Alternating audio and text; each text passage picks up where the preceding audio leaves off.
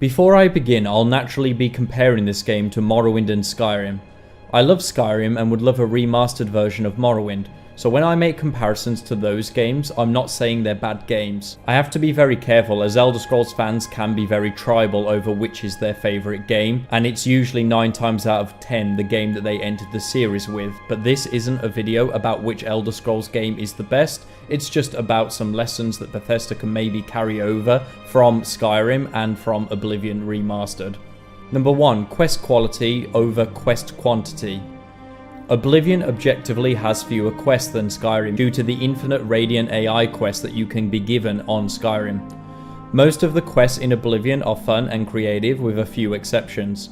I'll do a video at some point on the best and worst quests in Oblivion, but all I will say for now is that the quests in Oblivion are far more memorable than most of the quests in Skyrim. I want to talk about the guild quests in particular. Oblivion's guild quests are pretty good, but they're not perfect. Oblivion's guilds are definitely better than Skyrim's in my opinion. In Skyrim's Companions and College of Winterhold factions, for example, you can become the guildmaster after just a handful of quests. The Dark Brotherhood and Thieves Guild in Skyrim takes a bit longer, but that's mainly due to the inclusion of the less fun Radiant AI quests that usually just equate to forging a signature in the same book 10 times, or killing a random person with no setup. I want the developers to learn lessons about the guilds for the next game, maybe refer to Morrowind and Oblivion when thinking about the length and quality of the guild questlines. Compare Oblivion's recommendation quest to get into the Arcane University with the College of Winterhold's quest. It's night and day. Morrowind even takes it a step further by having mutually exclusive faction questlines, which leads me on to my next point. Number 2. Choices should matter. In Oblivion, as you progress through different guilds or quest lines, or even just boosting your stats, the NPCs will react to you. It's you, the hero of Kvatch. Hello, Evoker. You look like a bright one. Oblivion's choices weren't quite as impactful as Morrowind's, but they still felt rewarding. If possible, I'd like the next game to have a few more branching paths, as it gives the player an excuse to play the game again in a different way. That's not to say Skyrim doesn't have some very meaningful choices, as that will lead me on to my next point about perks. Number 3. The perk system versus experience perks and attributes.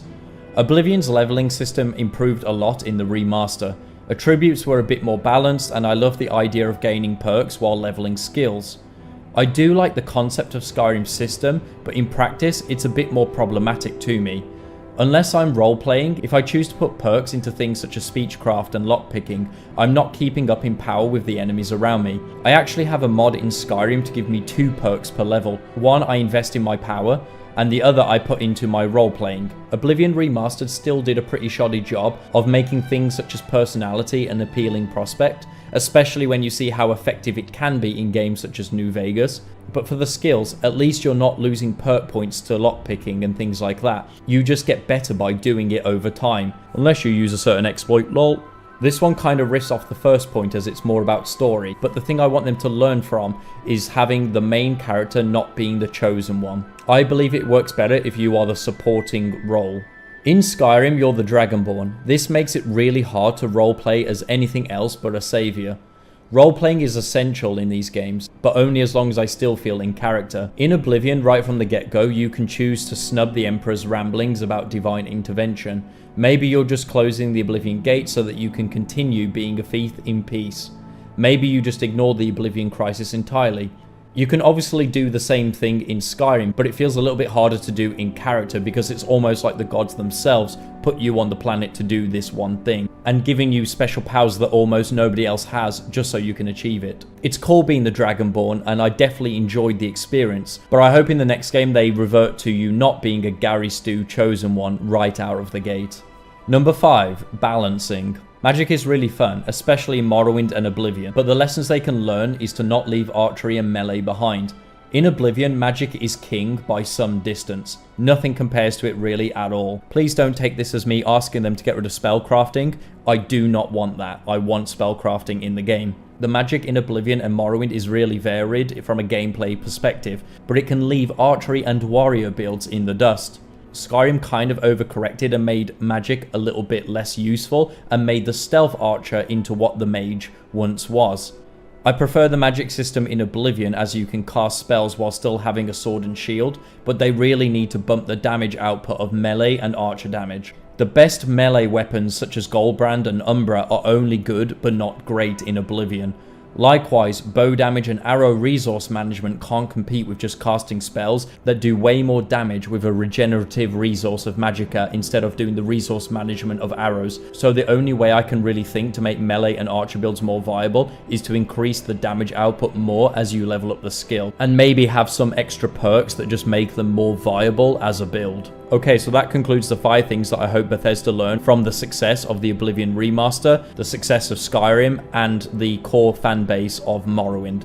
Unlike the last 2 videos, I've decided to put the honorable mentions here at the end of the video. So let me quickly talk about 2 honorable mentions of things that I would like Bethesda to consider when they make the Elder Scrolls 6. Number 1, holding the player's hand versus rewarding exploration. Morrowind can be quite difficult for players of the newer games to go back to because there's no hand-holding at all. There's no quest markers, and it's all down to your intuition and reading carefully. As much as we can make fun of the new generation for not being able to have the patience to read, it's just a fact of life that that's the way that the game industry has gone. Just to be clear, I personally prefer Morrowind's system of letting the player figure out what to do next, maybe just by keeping the journal updates clear and concise. However, with Oblivion we saw the introduction of quest markers that tell players exactly where to go. Skyrim introduced the clairvoyance spell that literally tells the player exactly which direction to head in, and that was obviously then implemented into the Oblivion Remaster as well. I don't mind things such as fast travel existing. For me, I actually quite like fast travel. I know some core Morrowind players absolutely hate fast travel, but for me it's fine. You can just choose not to use it if you don't want to. However, quest markers are a little bit immersion breaking because you know exactly where to go, and having a spell that literally just points you in the direction just makes exploration less rewarding. I would like to obviously then just have some kind of middle ground. Detailed instructions from quest givers, detailed journal entries, and maybe have a toggle where you can turn quest markers off if you don't want the game to hold your hand. And for Morrowind players, you could also just have an option to toggle fast travel off as well. There was one great point someone brought up in a video about the quests though.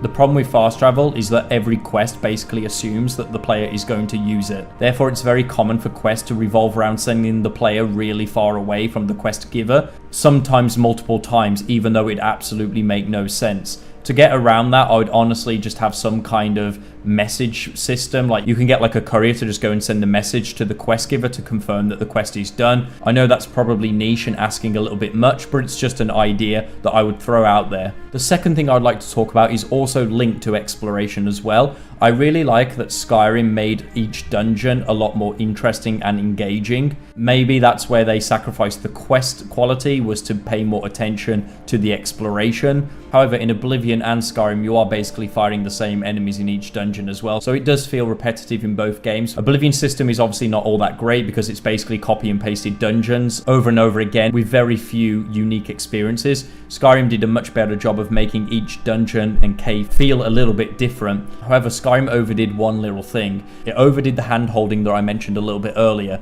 Every single dungeon has a loop around. Now I get it, let's have it so that the player doesn't have to backtrack through old territory, but it does make each dungeon and cave feel a little bit artificial. My solution is to bring back the spell from Morrowind, the Mark and Recall, so that players can opt to put down a rune that they can teleport back to if they want to have fast access out of a cave, instead of having each of the caves and dungeons having what feels like a hand-placed shortcut. Thank you so much for watching. Please consider liking and subscribing for more content. See you on the next video.